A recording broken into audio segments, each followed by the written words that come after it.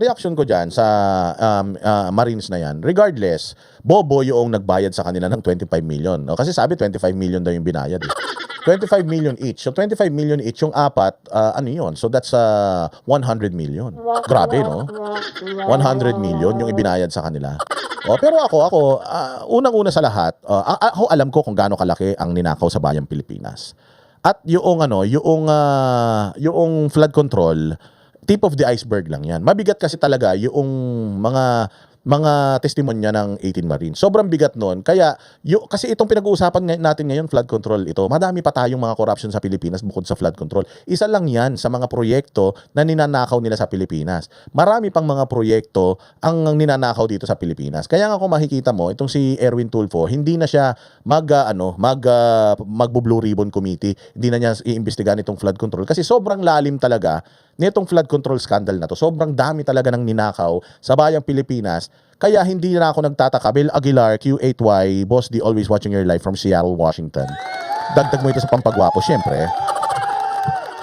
Kaya ako pumapayat dahil sa inyo. Meron akong pinambabayad sa pampapapayat. Maraming salamat. Okay, going back mga bossing.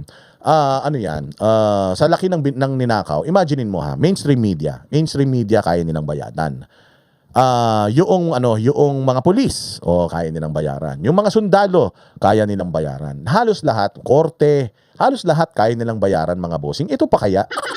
Mga ito na napakadelikado kasi napakalawak talaga ng corruption sa atin. Isang ahensya lang ito, DPWH ito. Halos lahat ng mga ahensya ng gobyerno, merong mga procurement yan, merong mga projects yan, may mga binibili, gumagastos ng pera yan. Overpriced lahat ng mga bidding ng mga hayop na yan. So, siguro lahat ng mga kawatan sa Pilipinas, baka talagang nila, delikado tayo rito kasi yung perang pinag-uusapan diyan, hindi yun sa flood control lang kasi kinumpute nga So, lahat ng budget ng flood control, tapos ba't ganito karami yung perang i-deliver nila? Kasi nung kinumpute yung perang i-deliver nila, umabot ng sobrang dami. Na mas madami pa doon sa appropriations o doon sa budget na nakalaan sa DPWH. Nagulat sila. So, kakabahan ka kung halimbawa, eto na. Kasi nandiyan din yung corruption sa DepEd, nandiyan din yung corruption sa National Telecommunications Commission, nandiyan lahat. Lahat sa DOTR, sa Department of Tourism, Department of Science and Technology, lahat ng ahensya ng gobyerno corrupt mga bossing. At itong mga dinideliver ng 18 Marines na to, hindi lang ito pera ng flood control. Kaya nagulat si Lacson, ang laki naman ng pera. Saan galing yung pera na yun? Mas malaki pa yung dinideliver nila kaysa dun sa budget mismo ng DPWH. That's because hindi lang DPWH yun mga bossing.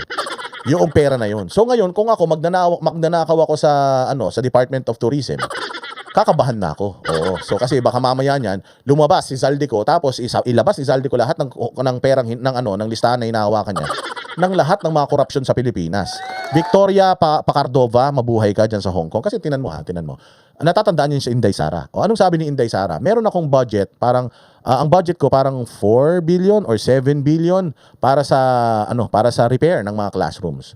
Para sa repair ng mga classrooms. Anong ginawa ni Romualdez at saka ni Zaldico? Ginawa ni Romualdez at saka ni Zaldico, binlow up nila yung numbers. Binlow up nila yung numbers, dinoble nila, ginawa nilang 15 million. 15 million Victoria Pacardova and Ann Stabilio. Maraming salamat sa iyo dyan sa Amerika, mabuhay ka. So, binlow up nila yung ginawa nilang doble. So, parang naging 15 million. 15 million yung inilagay nila inapprove nila sa DepEd. Tapos 2 billion lang daw. 2 billion lang daw ang nakuha talaga ng DepEd para doon sa pagpapaayos. So, nasa napunta yung 13 billion. Napunta yun dyan sa putangin na mag-among si Romualdez at saka si Zaldico. Department of Education lang. Kaya nga sabi ko sa inyo, yung corruption dito sa DPWH, isang corruption lang yan. Ang daming ahensya ng gobyerno, ang daming corruption diyan mga bossing. Kapag hindi nila pinahinto itong expose ng mga 18 Marines kasi kasi ginawa daw ng ombudsman, yung mga 18 Marines isinakay daw nila sa sasakyan. Pag sakay daw sa sasakyan, mga bossing, pinaandar yung sasakyan. Sige, ituro nyo kung saan ito. Napuntahan nila. Tapos sige, ito, saan to? Napuntahan nila. So, ibig sabihin, alam talaga nung 18 Marines, yung mga ruta, kung saan dinadala yung mga pera. So, consistent. Nung nalaman na consistent, tapos biglang after daw nun, biglang bumaliktad na yung apat. Isa lang daw ang unang bumaliktad. Ang ginawa daw is, parang tumap dun sa isa, tapos tinap na ng isa yung lahat ng mga Marines. Kaya lang, 3 lang yung nakuha niya. Kaya 4 lang daw sila na bumaliktad, mga bossing. Yun ang pinakamasaklap dun. Oo, so sobrang dami ng pera na ninakaw sa bayang Pilipinas, mga boss. Sa sobrang dami, lahat nababayaran. Hindi nagulat pa kayo na babaliktad yung mga 'yan. Actually, skeptical na ako noong itong 18 Marines. Skeptical na ako. Alam ko naman na makabayan sila. Alam ko naman na mahal nila ang bayang Pilipinas, pero sa dami ng pressure na nangyayari sa kanila, sa dami ng mga demanda, sa dami ng araw-araw yung delikado yung pamilya mo. 'Di ba sabi ko nga sa inyo nung una din si Gutesa nung humarap din siya diyan sa Senate Blue Ribbon Committee hearing. Ang tapang-tapang din niya eh. Tapos biglang bumaliktad siya. May recording pa nga doon sa asawa na pinapagalitan siya. Anong ginawa mo? Bakit ganun? Tapos sabi niya na, wala mahal ko ang pamilya ko eh. O, hindi nila alam. Akala din siguro na itong mga sundalo na ito, na yung kasamaan nitong mga tao na ito, ng mga magnanakaw sa Pilipinas, akala nitong 18 Marines, yung kasamaan nila, doon lang sa pagnanakaw ng pera. Ang hindi nila alam, they will go extra length. Ika nga, pucha, willing silang pumatay, mga bossing. Willing silang pumatay. Oy, Ali Joes, maraming salamat sa pagpapajikas mo pang kape. Mabuhay ka ha. God bless you. So, hindi lang sila willing magnakaw, willing din silang pumatay. At willing silang pumatay para maproteksyonan yung kanilang mga pangalan at hindi sila ma-expose. So, siyempre, sabi ko nga, nung lumabas itong 18 Marines, iniobserbahan ko sila, yung kanilang mga statement, bilib ako sa kanila, ang tatapang nila, pero at the back of my mind, alam ko na in the end, kaya nga isa yun sa mga tanong ng Banatero sa kanila na nangyari kay Orly Gutesa, kayo ba talaga ay para sa bayan, hindi ba talaga kayo aatras? Sabi nila, nakikipagpatayan nga kami para sa Pilipinas, lumalaban nga kami sa gera ang sweldo namin magkano lang eto pa kaya, so willing daw silang talagang sumagupa, mamatay.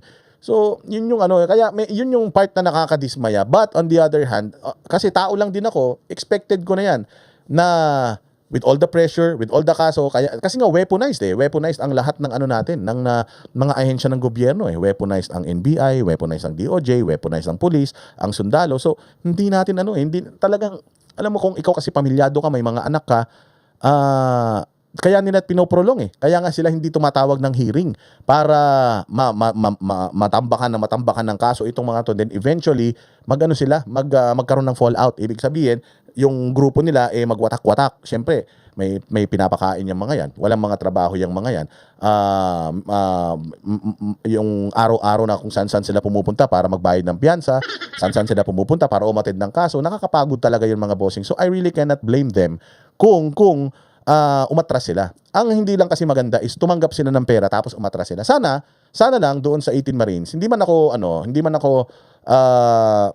parang galit na galit sa inyo because tao lang kayo. Alam ko naman na may hangganan din talaga ang ng tao ang pagiging matapang ng tao. O kaya nga na-imbento itong mga panggigipit na ito para para bumaliktad kayo But sana ang ginawa niyo na lang, umatras na lang kayo. Sana hindi na lang kayo tumanggap ng bayad.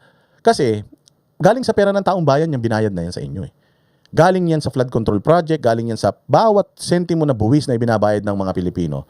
Kung galit kayo sa corruption, sana hindi na lang kayo naging part ng corruption. Okay man lang sa akin o sa amin na ayaw na namin, back out na kami, magre-recant ako, sasabihin ko na lang na hindi totoo lahat ng mga sinasabi ko, tigilan nyo na lang kami, tigilan nyo na yung pamilya ko, tigilan nyo na kami, kung may mga kaso, iatras nyo na, and then pabayaan nyo na kami mamuhay ng normal. Pero yung tumanggap kayo ng pera, yun yung walang kapatawaran mga bossing. Okay lang sa atin na okay lang sa atin na medyo umatras kayo o maglaho na lang kayo katulad ni Orly Gutesa, pero yung pagtumanggap kayo na alam nyo naman yung itong tinanggap nyo na ito yung mga galing dyan sa mga dinideliver nyo at alam nyo naman itong mga tinanggap ninyo maraming buhay ang nagbuwis dahil sa mga pera na yan, daming nahihirapan, daming nagugutom sa Pilipinas, tapos ibibenta nyo yung kaluluwa ninyo. Di ba pangit yun? Sana lang umatras na lang kayo, hindi na lang kayo sumama, sinabi nyo na lang na ayaw na namin, hindi na kami sasama, pero sana hindi nyo na lang tinanggap yung bayad kasi parang ibinenta nyo na yung kaluluwa nyo kay Satanas at parang pati buong pamilya nyo dinamay nyo pa. Oo, so yun yung nakakalungkot na part. Naiintindihan ko yung part na na-pressure sila, naiintindihan ko yung part na ayaw na nila, pagod na sila kasi kahit anong gawin nila, sobrang delikado ng buhay nila, nakikita nila yung mga tao, yung mga Pilipino, parang wala naman, pinababayaan lang itong mga ginagawa ng gobyerno. So, maintindihan ko kung parang ayoko na. Bakit ayaw mo na, boss? Ayoko na, ganun din, nagpapakahirap ako, ang dami naming kaso, ang daming mga nangyayari sa amin, puro kami mga death threat at kung ano-ano pang mga pahirap ang ginagawa sa amin, tapos nakikita ko naman kami lang lumalaban. Yung mga tao, parang baliwala lang, parang hindi nila pinapansin yung mga nangyayaring kabulastugan dito. So, ayaw ko na, I give up. Okay yun. Pero yung ayoko na, bakit? Kasi, nagugutom yung pamilya ko may mga paaral din ako Natatakot ako tapos tumanggap ka ng pera. Putang ina, in the first place. Nakakahiya na ikaw ay isang sundalo, ikaw ay isang matapang na tao, tapos sa pressure lang na ganyan, nakikipagbarilan nga kayo sa bundok. Magkano ng sweldo ng sundalo? Ang sweldo ng sundalo parang mga 50 mil lang yata 50 mil or less. O ganun lang ang sweldo ng sundalo. Mantakin mo, sumusweldo kayo ng ganun lang, tapos ang tagal-tagal nyo sa bundok, may mga hadhad na kayo kakalakad, puro kayo alipunga, nagkakapigsa na kayo, tapos pagdating doon, makikipagbarilan pa kayo sa halagang ganun lang na sweldo. Tapos ibebenta ninyo yung kaluluwa ninyo sa halagang 25 million na alam nyo naman na pera ng taong bayan. Buti sana kung pera nila personal yan. Hindi, pera yan galing sa pera ng taong bayan. Habang maraming mga naghihirap, tapos yung pamilya nyo, mapapakain nyo ng masarap. O, kaya nyo tiisin yan bilang isang Pilipino, hindi ba? O, so, yun yung pinakabulok na nangyari dito. Sana lang hindi nyo na lang tinanggap yung pera, umalis na lang kayo, nag-back out na lang kayo, ayaw na namin sumama, tapos pumunta kayo kay Trillanes, boss, pasensya na, tanggalin mo na lang yung kaso mo sa amin. Kasi wala naman akong umalis na ako doon sa 18 Marines, ayoko na. O pwede ba kitang gamitin? Labanan naman natin yung 18 Marines. Hindi na, boss, ayoko na nga. Ayoko na nga, gusto ko na lang ng katahimikan. O kung naabala man kita, pasensya na. O basta tanggalin mo na lahat ng kaso ko. Di bali na maging tricycle driver ako, maging grab driver ako, maging angkas driver ako. Di bali na mahirapan ako, basta wag ka lang tumanggap ng galing sa nakaw. Kasi binenta mo yung O umanib kayo sa corruption O yung mga magnanakaw, yung mga pinaglalaban yung bayang Pilipinas, tapos hindi ko ngayon masisisi itong mga opisyal ng militar. Hindi ko ngayon masisisi itong mga ibang mga taga-gobyerno na tumatanggap ng pera sa galing ng corruption na hindi ko masisisi ang buong Pilipinas actually. Kung ganito tayo ka-corrupt kasi may halaga naman pala yung prinsipyo ninyo. Ito lang masasabi ko sa inyo. Kami mga banateros, we've been offered a lot of times. Madaming mga politiko, madaming mga sangkot dito sa mga corruption na ito ang kumontak na sa amin ng mga middleman nila. Nag-o-offer sila sa amin. Pero alam niyo, ang hirap Ang hirap mga bossing. Kasi sabi ko, halimbawa, bayaran mo ako ng 25 million halimbawa. Saan ko gagamitin 25 million? Simple man lang ang buhay natin. Lahat man tayo mamamatay. Sabi ko nga sa inyo, ilang taon na kayo? O siguro naman, halos karamihan dito sa atin, nasa mga late 30s and early 40s hanggang 50s yung mga nanonood dito. Hindi na tayo tatagal sa mundo. Konti na lang yung itatagal natin sa mundo. Siguro makalahati ng buhay natin na nagawa na natin yung mga gusto natin. Ngayon, bago magtapos yung buhay natin, siguro importante na makagawa tayo ng mabuti sa buhay natin. Hindi lang sa buhay natin, sa mga kapwa natin, lalong-lalo na sa bayan natin. Kasi hindi na to para sa atin Yung pinaglalaban natin ngayon, hindi naman to para sa atin. Ang makikinabang dito yung mga future generations, yung anak mo, anak ng anak mo, anak ng anak ng anak mo, yung anak mo sa labas, sila na yung mga makikinabang dito, mga bossing. So, hindi na natin kailangan ng sobrang daming pera. Magkano naman kailangan? Bibigyan mo ako 25 million, gagawin ko sa 25 million. May bahay na ako, may mga sasakyan man ako. Meron na akong nakapapag-aral ko naman mga anak ko. Meron na nabibigyan ko naman yung pamilya ko ng panggastos sila, nakakabili ako ng gamot ng mga magulang ko, maintenance nila. So, saan ko gagamitin yung 25 million? Bibili ko ng maraming mga kolorete sa buhay. Marami na ako rilo. Lahat naman ng mga pangarap ko o mga gusto ko makuha bilang isang mayabang, ganun. Nakuha ko naman na. Meron akong motor, may mga sasakyan ako, meron akong mga gamit, meron akong mga mahal na mga gamit. Nakuha ko naman na yung mga material na bagay. Para saan pa tong kukunin kong pera na ito? Bibili ako ng panibagong material na bagay? Nakuha mo nga yun sa pagpupunyagi mo, sa pagtatrabaho mo, sa pagsisipag mo. Tapos bigla kang kukuha ng pera ng hindi naman sa'yo. Para lang ibenta mo yung prinsipyo mo. Anong gagawin mo doon sa ganung kalaking pera? Bakit mo kailangan ng ganung kalaking pera? Hindi mo naman madadala yun sa kabilang buhay, di ba? Kaya yun. Anong gagawin mo ron? Saan mo yun? Saan mo gagastusin yun? Kaya nga, yun na lang sana ako yun yung iniisip ko. O kaya every time na may offer, I'm turning it down. Why? Nakakain ako 3 beses ang araw. Mayroon akong pang-gasolina. Lahat ng mga sasakyan ko naka-full tank. May mga maayos man ako ng mga gamit. Nabibili ko naman yung mga pangangailangan ko at pangangailangan ng mga mahal ko sa buhay. Hindi ko sila kailangan. Ang kailangan ko, ang gusto ko na lang na mangyari is yung mga mahal ko sa buhay na iiwanan ko kapag wala na ako. Which is yung Pilipinas na meron tayo pag wala na tayo. Yun yung ipinaglalaban natin ngayon, mga bossing. So hindi tayo masisilaw sa ganyan. And hindi ko masisisi etong 18 Marines kung bakit sila bumaliktad kasi sa pressure, ina-expect na natin 'yan. Pero sinisisi natin sila kung totoong tumanggap sila ng pera para bumaliktad. But regardless, mga bossing, regardless doon sa pagbaliktad nila, alam ko na totoo yung kanilang mga unang testimonya. kayang bayaran ng mga magnanakaw sa Pilipinas etong mga whistleblowers na ito. Pero hindi nila kayang bayaran ang lahat ng mga Pilipino na naniniwala na mga magnanakaw sila at sisingilin natin sila balang araw. Okay? Sisingilin nila sa balang araw. Alam mo, sana nakakatulog sila ng mahimbing na nakikita nila na yung mga kasamahan nila ngayon, nakakulong. Friday ngayon, trabaho, gawain niya ng administrasyon. Magbibail ka, Biyernes. Lalabas yung warrant mo, Biyernes.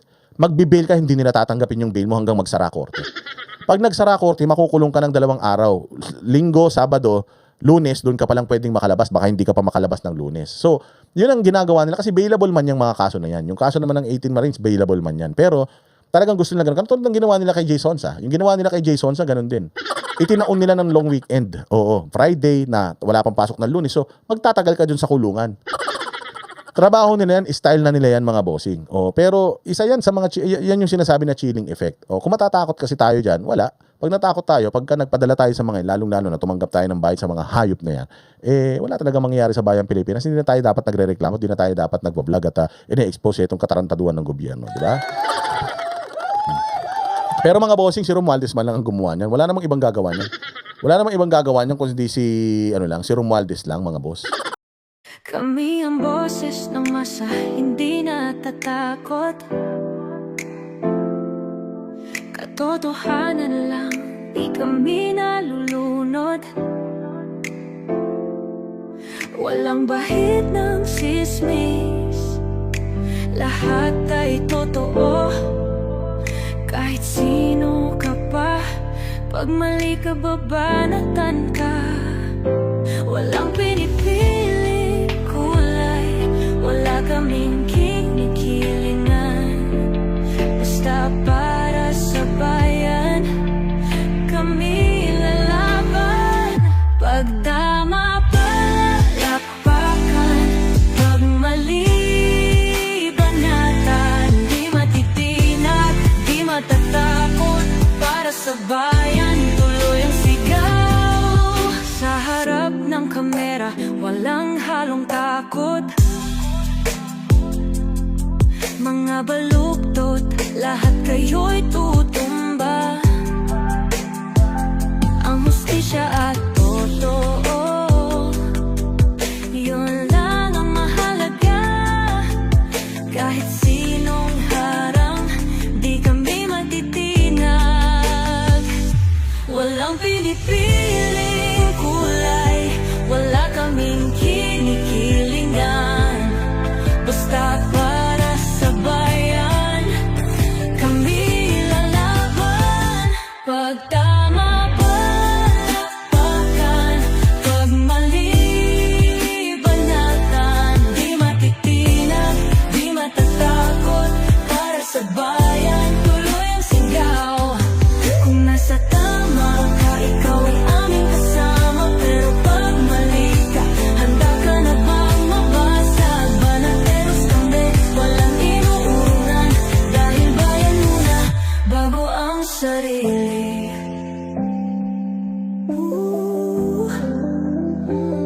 Bago ang sarili.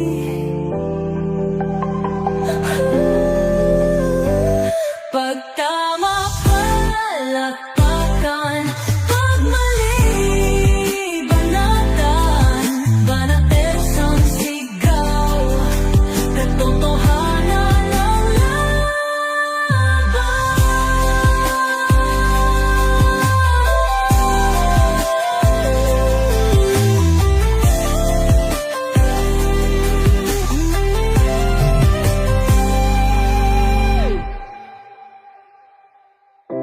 Sa harap ng kamera, walang